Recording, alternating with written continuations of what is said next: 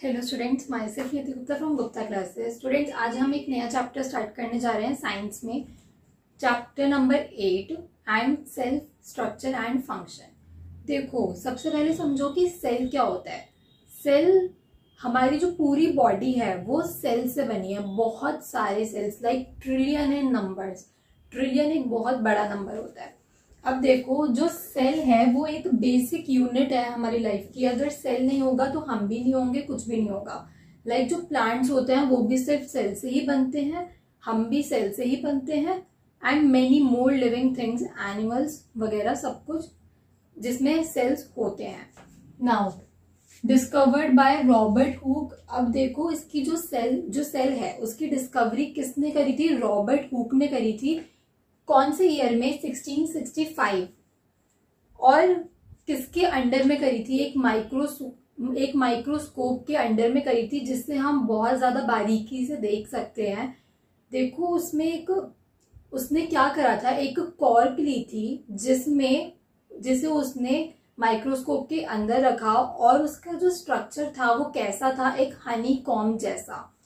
ठीक है, appeared in honeycomb like structure in cork के अंदर, मतलब कि वो बहुत सारे सेल्स से बनी हुई थी। And observed under microscope. Microscope वो होता है जिसपे हम छोटी छोटी चीजें भी मैग्नीफाई करके देख सकते हैं। अभी आप लोगों को नहीं पता, पर अभी जब आप लोग 11th में या 9th 10th 12th में आओगे तो आपको पता चलेगा, क्योंकि आपसे एक्सपेरिमेंट्स कराए जाएंगे। ठीक है। Now cell is structure and function unit of life. अब सेल का कुछ स्ट्रक्चर होता है और कुछ फंक्शन भी होता है, तो वो हमारी लाइफ का एक यूनिट होता है। जैसे कि देखो, जो सेल्स होते हैं वो डिफरेंट डिफरेंट फंक्शंस करते हैं, और उनका स्ट्रक्चर भी डिफरेंट होता है, जो हम अभी आगे पढ़ेंगे। अब देखो, एग ऑफ हेन रिप्रेजेंट अ सिंगल सेल। मतलब कि जो हेन का एग होता है वो एक सिंगल सेल को रिप्रेजेंट करता है, कि एक सिंगल सेल ऐसा होगा। कौन सी शेप में होता है? वो स्फेरिकल शेप में होता है जो हेन का एग होता है। ठीक है, अभी तक यहाँ तक तो कोई डाउट नहीं होगा। ये जो ईयर है और ये जो नेम है रॉबर्ट हुक, ये दोनों याद कर लेना, 1 मार्क में पूछा जा सकता है। एक बार लिख लो इस पे कि ये इंपॉर्टेंट है। बाकी ये सारी जो है वो तो बेसिक इंफॉर्मेशन है जो आपको, क्योंकि हम सेल चैप्टर स्टार्ट करने के लिए जा रहे हैं, तो फिर आपको पता होना चाहिए कि सेल का इंपॉर्टेंस क्या है और वो क्या क्या रोल प्ले करता है। Now organisms show variety in cell number, shape and size. जैसे जैसे ऑर्गेनिज्म डिफर होते हैं, जैसे कि हम एनिमल की बात करें, प्लांट की बात करें, या अपनी बॉडी में ही बात करें, तो सेल का जो नंबर है वो भी डिफरेंट होता है, साइज भी डिफरेंट होता है, और शेप भी डिफरेंट होता है। देखो स्टूडेंट्स, मैंने ये जो चैप्टर है वो किसी ने मेरे को डिमांड किया था, मैंने इस वजह से चैप्टर उठाया है, और मैं ये चैप्टर थोड़ा जल्दी ही खत्म कर दूंगी, लाइक 2 या 3 वीडियो में। बस ज्यादा वीडियोस कंज्यूम नहीं करूंगी, क्योंकि जिसने डिमांड करी है उसके में भी ये थोड़ा एग्जाम टाइम है, तो सॉरी स्टूडेंट्स, कोई आ गया था।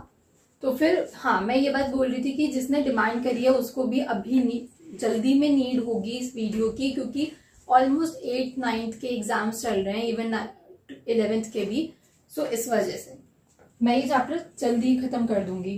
एंड आई एम सॉरी कि मैं जब वीडियो नहीं बना पाई, क्योंकि वो मैथ्स का डे था और आपने थोड़ा शाम को डिमांड करी थी, तो फिर मैं आज साइंस का डे है, मैं आज ही वीडियो बना रही हूँ।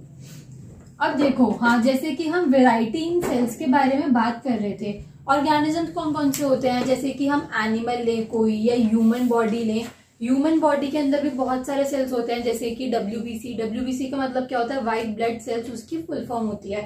RBC, प्लेटलेट्स, बहुत सारे होते हैं जिनकी डिफरेंट डिफरेंट शेप होती है, साइज भी डिफरेंट होता है। तो हम यहाँ पे वही चीज के बारे में बात करेंगे कि जो सेल को अगर हम डिफ्रेंशिएट करें तो हम 3 पार्ट्स में डिफ्रेंशिएट कर सकते हैं। जैसे कि नंबर ऑफ सेल भी वेरी करता है organism to organism, shape of cell भी वेरी करता है, और साइज ऑफ सेल भी वेरी करता है, लाइक पर्सन टू पर्सन और ऑर्गेनिज्म टू ऑर्गेनिज्म। नाउ अब हम नंबर ऑफ सेल्स की पहले बात करेंगे। तो नंबर ऑफ सेल का मतलब क्या है? मतलब कि किसी की बॉडी में 1 सेल है, 2 सेल है, 3 सेल है, बहुत सारे सेल्स हैं। ठीक है, यही हो गया ना नंबर ऑफ सेल का मतलब। तो कुछ ऑर्गेनिजम्स होते हैं जो मल्टी सेल्यूलर होते हैं। मल्टी सेल्यूलर का मतलब क्या है, जिसमें बहुत सारे सेल्स प्रेजेंट हो। सबसे बड़ा एग्जांपल क्या है, हम लोग ह्यूमन बॉडी। ह्यूमन बॉडी के अंदर बहुत सारे सेल्स प्रेजेंट होते हैं, लाइक ट्रिलियन इन नंबर।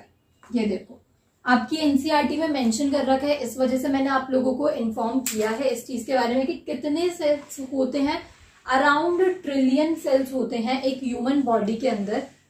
क्योंकि ये भी मे बी पूछा जाए 1 मार्क में, वैसे पूछा नहीं जाएगा बट स्टिल 1% की बात है कि अगर कुछ पूछ लिया तो इस वजह से I am informing you all. और टॉल ट्री मतलब कि कोई बड़ा पेड़ या फिर ह्यूज एनिमल, जैसे कि एलिफेंट हो गया, राइनोसोरस हो गया, जिराफ हो गया, उसमें कितने सेल्स प्रेजेंट होंगे, बिलियन और ट्रिलियन के बीच में। ठीक है, बिलियन भी हो सकते हैं, ट्रिलियन भी हो सकते हैं, उनके साइज के ऊपर डिपेंड करता है कि कितने सेल्स उसमें प्रेजेंट होंगे। नाउ कुछ होते हैं यूनिसेल्युलर ऑर्गेनिज्म। यूनिसेल्युलर ऑर्गेनिज्म क्या होते हैं, यूनि का मतलब होता है सिंगल और सेल्युलर का मतलब सेल। ठीक है, मतलब कि सिंगल सेल्ड ऑर्गेनिज्म भी इनको बोला जाता है, जिनमें सिर्फ एक ही सेल प्रेजेंट हो। क्या आपको ऐसा कोई एग्जांपल याद आ रहा है जिसमें सिर्फ एक ही सेल प्रेजेंट हो? That is amoeba. अमीबा भाई आप लोगों ने 7th में भी पढ़ा है और शायद मैंने भी 7th में चैप्टर पढ़ाया हुआ है अमीबा वाला। तो इसका एग्जांपल क्या होता है, अमीबा और पैरामीशियम। ठीक है, सिंगल सेल का मतलब क्या है कि उसमें एक ही सेल प्रेजेंट है। अब देखो आप लोग बोलोगे कि जो डिफरेंट सेल्स हैं वो डिफरेंट डिफरेंट फंक्शंस परफॉर्म करते हैं, बट अमीबा और पैरामीशियम में तो एक ही सेल है, तो उसमें कैसे डिफरेंट डिफरेंट फंक्शन परफॉर्म होंगे? उसमें भी वही सारे फंक्शंस परफॉर्म होते हैं जो एक मल्टी सेल्यूलर ऑर्गेनिज्म में होते हैं, जैसे कि excretion, take up of food, intake और बाहर निकालना फूड को, एक्सक्रीशन हो गया वो। ठीक है, वही सब प्रेजेंट होता है। All functions perform like multi cellular. बस ये फर्क है कि मल्टी सेल्यूलर में टिश्यूज बन जाते हैं, ऑर्गन्स बन जाते हैं, तब वो एक स्पेसिफिक फंक्शन परफॉर्म करता है, और यूनिसेल्यूलर के केस में एक सिंगल सेल ही सब कुछ परफॉर्म करता है। ठीक है, सो कोई डिफरेंस नहीं है फंक्शंस में, बट किस चीज का फर्क है, नंबर ऑफ सेल्स का फर्क है। वो क्या करता है, अपनी जो अमीबा होता है वो अपनी सेल वॉल को रप्चर करता है जिससे वो फूड को इंटेक कर ले और बाहर निकाल दे। यही होता है ना। Now shape of cell. अब हम यहाँ पे शेप ऑफ सेल के बारे में बात करेंगे। फर्स्ट हम यूनिसेल्युलर के बारे में बात कर रहे हैं, मतलब कि अमीबा। अमीबा में क्या होता है, सूडोपोडिया प्रेजेंट होता है। अमीबा का शेप क्या होता है, देखो अमीबा का शेप कुछ इस तरीके का होता है। हम कुछ भी बना सकते हैं जिसमें एक सेल प्रेजेंट होता है। ठीक है, अब इसको, ये जो बाहर वाला होता है हम इसको बोलते हैं सूडोपोडिया, जो उसकी लाइन होती है। सूडोपोडिया का जो मेन फंक्शन है वो होता है वैसे तो लोकोमोशन करना, मतलब कि मूवमेंट करना अमीबा में, जिसकी वजह से हम इसको क्या बोलते हैं, सूडो का मतलब फॉल्स और पोडिया का मतलब फीट।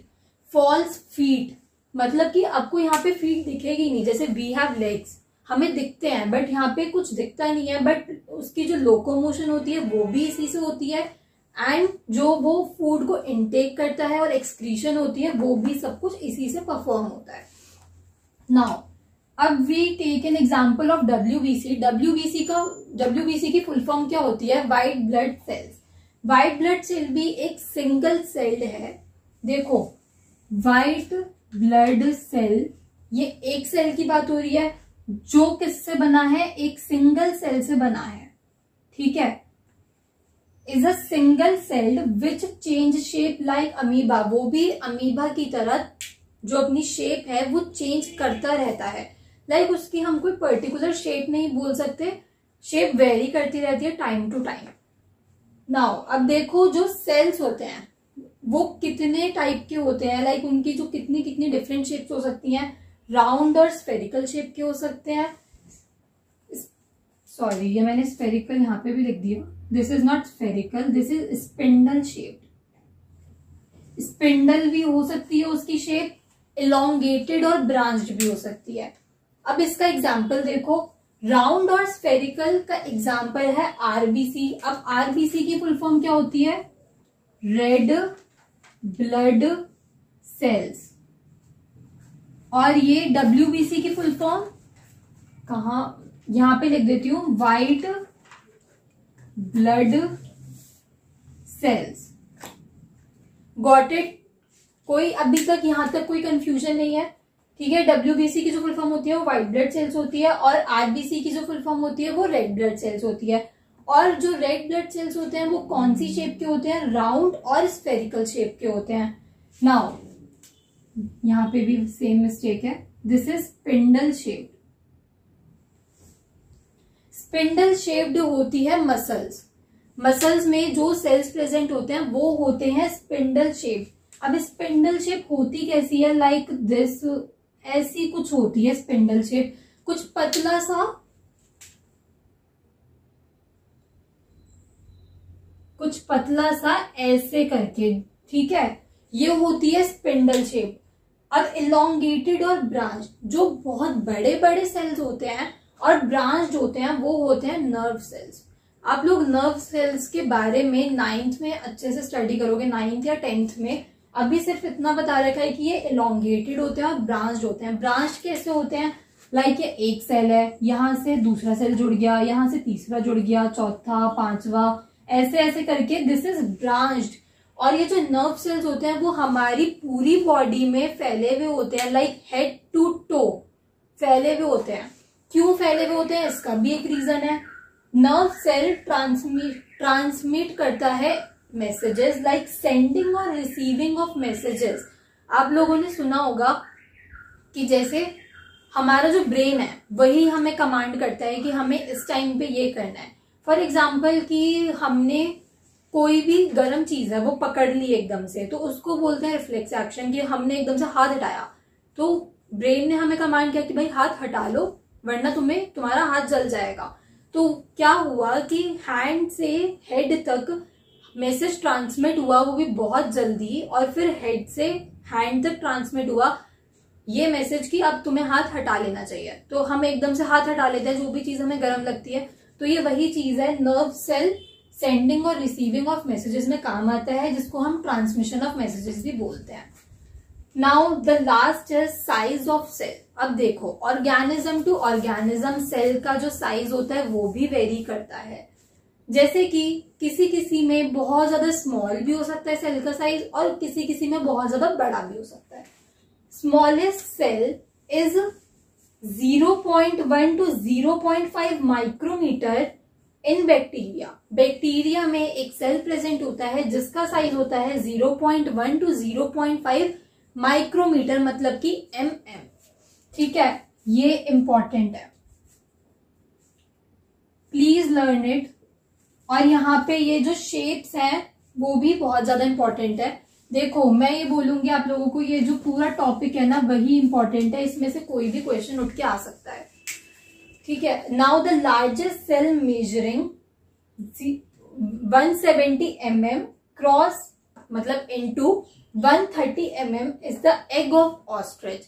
और अगर हम सबसे लार्जेस्ट सेल के बारे में बात करें, यहाँ पे हम एग को एज अ सेल कंसीडर करते हैं, as a single cell consider करते हैं, जो हमने यहाँ पे हेन के केस में करा है।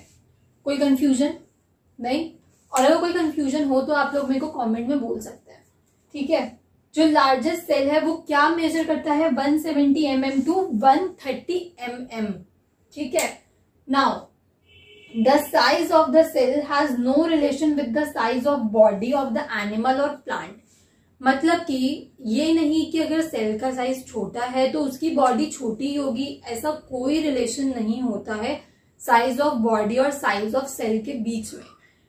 हमारी बॉडी में जितने बड़े सेल्स हैं, किसी और एनिमल की हम बात करेंगे तो उसकी बॉडी में भी उतने ही बड़े सेल्स होंगे। ठीक है, फॉर एग्जाम्पल एलिफेंट और रैट, मतलब देखो, बट जो फंक्शन होता है ना वो डिफर कर जाता है। जैसे कि एनिमल और rat both have spindle shaped nerve cells, दोनों में ही स्पिंडल शेप होती है नर्व सेल्स की, तो वो दोनों सेम ही फंक्शन परफॉर्म करते हैं, like transmission of messages, sending और रिसीविंग। ठीक है, मतलब कि यहाँ पे जो फंक्शन है वो अफेक्ट हो सकता है, बट जो शेप मतलब जो साइज ऑफ बॉडी है वो अफेक्ट नहीं होगा। नाउ लास्ट टॉपिक इस वीडियो का, cell structure and function, tissue. मैं आप लोगों को ये बताना चाहती हूँ सबसे पहले तो कि अ ग्रुप ऑफ सेल्स बनाता है टिश्यू, और जब बहुत सारे टिश्यूज मिल जाते हैं तो फिर वो बनाते हैं एक ऑर्गन, जिसको हम ऐसे भी लिख सकते हैं कि सेल्स बनाते हैं टिश्यू और टिश्यू बनाते हैं ऑर्गन। ठीक है, तो ये जरा ध्यान में रखें, ये आपको आगे भी काम आएगा। उसी के बेसिस पे कुछ डेफिनेशंस हैं जो आपको दे रखी है, लाइक टिश्यू क्या होता है। टिश्यू की डेफिनेशन हम दोनों में से कुछ भी लिख सकते हैं, इन दोनों में से। फॉर एग्जाम्पल देखो, a tissue is a group of similar sales performing a specific function.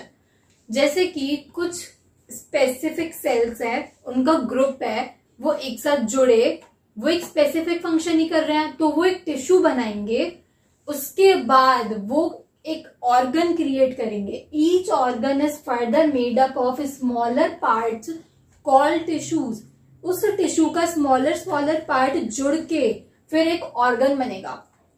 ठीक है, now different organs perform different functions in both animals and plants. जो डिफरेंट ऑर्गन्स होते हैं वो डिफरेंट फंक्शंस परफॉर्म करते हैं। जैसे कि ऑर्गन क्या हो गया, हमारा हैंड एक ऑर्गन है, किसके काम आता है, या तो लिखने के काम आता है, किसी को पीटने के काम आता है। ठीक है, हम कुछ भी बोल सकते हैं हैंड से, हम हैंड से खाना खाते हैं, कुछ भी। नाउ अब जैसे हमारी लेग है, वो भी बहुत सारे कामों में आती है, जैसे चलने के काम और सिमिलरली लड़ाई करने के काम। ठीक है, तो यहाँ पे हम डिफरेंट ऑर्गन्स का डिफरेंट फंक्शन होता है, ऐसे हम लोग बता सकते हैं।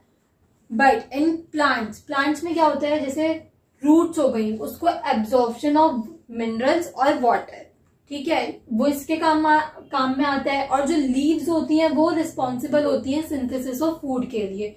क्यों? क्योंकि उसमें क्लोरोफिल प्रेजेंट होता है जो हमारी हेल्प करता है फूड को बनाने में। या आपने 7th क्लास में भी पढ़ा होगा। ठीक है, सो आई होप स्टूडेंट्स आप लोगों को ये जो सब कुछ मैंने आज पढ़ाया वो समझ में आया होगा। It is a precise view of the chapter. अब इसके आगे हमारा क्या बचा है, बस कि जो सेल के पार्ट्स होते हैं, लाइक सेल मेम्ब्रेन होती है, सेल वॉल होती है, वैक्यूल होता है, प्लास्टिड होता है, माइटोकॉन्ड्रिया, न्यूक्लियस, ये सब कुछ अब वो मैं एक वीडियो में पढ़ा दूंगी। ठीक है, सो अगर हम इसको आज की क्लास को समराइज करें तो हमने क्या क्या पढ़ा आज। अबाउट सेल, किसने डिस्कवर किया, कब डिस्कवर किया। सेल एक फंक्शनल और एक स्ट्रक्चरल यूनिट होती है लाइफ की, उसके बिना हम लोग कुछ भी नहीं है। क्योंकि देखो, अब हम एक ब्रिक का एग्जांपल लेते हैं। जैसे कि हमारा घर बना, ठीक है, तो वो कैसे बना, हमने पहले एक ब्रिक लगाई, फिर दूसरी ब्रिक लगाई, फिर तीसरी ब्रिक लगाई। ठीक है, ऐसे ही ब्रिक्स लगा लगा के एक रूम बन गया। देन उसके बाद हमने ब्रिक्स को एक्सटेंड किया। ठीक है, फिर बट वो जो फंक्शन होता है उसका एक ही फंक्शन होता है। यहाँ पे फंक्शंस को रिलेट मत करना, बट मैं आप लोगों को क्या बताना चाह रही हूँ कि जो एक सेल है हमारी बॉडी में, 2 हुआ, 3 हुआ, 4 हुआ, हमारी पूरी बॉडी बनी। ऐसे ही by the help of bricks हमारा पूरा घर बना। कोरिलेट कर सकते हैं ना। ठीक है, ठीक है, और यहाँ पे एक जो एग है वो एक सिंगल सेल को रिप्रेजेंट करता है, ये भी हम लोगों ने पढ़ा। उसके बाद ये जो टॉपिक है वो बहुत ज्यादा इंपॉर्टेंट है कि number of cells, shape of cells और साइज ऑफ सेल्स। इसमें क्या है, मल्टी सेल्यूलर ऑर्गेनिजम्स होते हैं, यूनिसेल्यूलर ऑर्गेनिजम्स होते हैं, उनके एग्जाम्पल पढ़े। फिर शेप ऑफ सेल में मेन क्या क्या शेप्स होती हैं, राउंड और स्फेरिकल हो गई, स्पिंडल हो गई, इलोंगेटेड ब्रांच हो गई, जिनके हमने एग्जाम्पल पढ़े। नाउ साइज ऑफ सेल, हमने स्मॉलेस्ट सेल के बारे में पढ़ा, लार्जेस्ट सेल के बारे में पढ़ा जो ऑस्ट्रिच का एग होता है। नाउ उसके बाद ये पढ़ा कि जो साइज ऑफ सेल होता है वो फंक्शन डिफर कर सकता है, बट वो साइज ऑफ बॉडी डिफर नहीं कर सकता। साइज ऑफ बॉडी उतना ही रहेगा जितना उसका मेनली होता है।